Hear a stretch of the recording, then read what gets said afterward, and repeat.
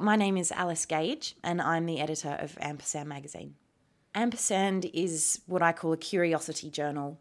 So it's sort of, I suppose, interested in sociological kind of questions with lots of visual art and some fiction and some poetry. The whole business of actually running it, I have unexpectedly totally fallen in love with. I was really lucky and fell into a great course, a master's in editing and publishing down at Melbourne University. So I'd started to learn kind of how to edit and what editing was. Back then I wanted it to be quite political. That was actually during the Howard era. So I suppose as we were back then was quite fired up and felt like I wanted to start a magazine that would fill the niche of a young thinking person's magazine, which I didn't see on the shelves. But then as time went on and John Howard was ousted, it felt like it was the time to actually just create something that was a bit more about ideas, I suppose, and a bit more optimistic. I just asked a lot of people out for a coffee and spoke to a lot of different people in the publishing industry and people that had started independent journals before.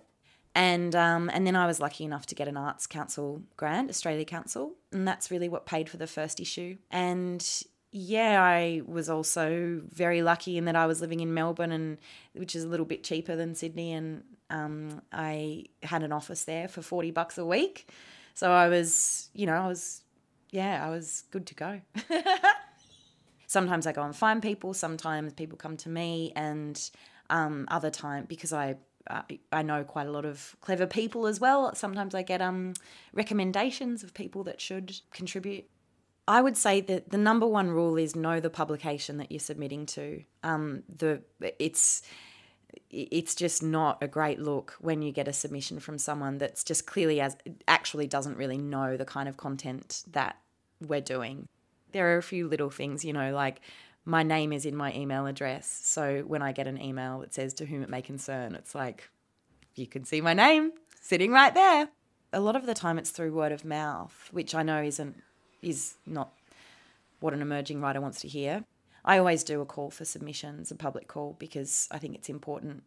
I think there's a role there that I play, which is, a platform for people's work. But you never know what you're going to get. It's the puzzle. Some things that when you first think of a theme and you think, that's perfect for this thing that I want to explore, and you get to the end and you're like, we never did that, but now we've got all this other stuff which I never thought would fit with it. So yeah, it's Tetris. The issue that I'm working on now, 11th Hour, is it's really different in that I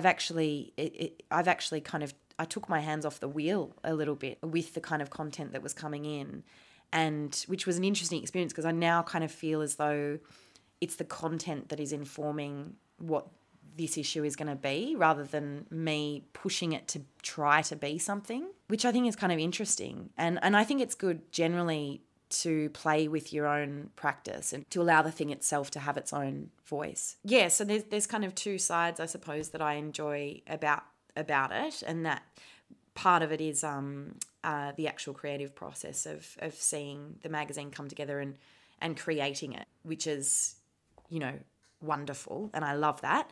And then I suppose the other side of it is actually just running it, which is everything from organising subscriptions to, doing the distribution to all of those things. And I really enjoy all of that because it's given me such an amazing knowledge of kind of the whole publishing process, which I don't think you could get if you were just sort of editing for someone else or if you were, a paid editor. So paid, that part of it would be good.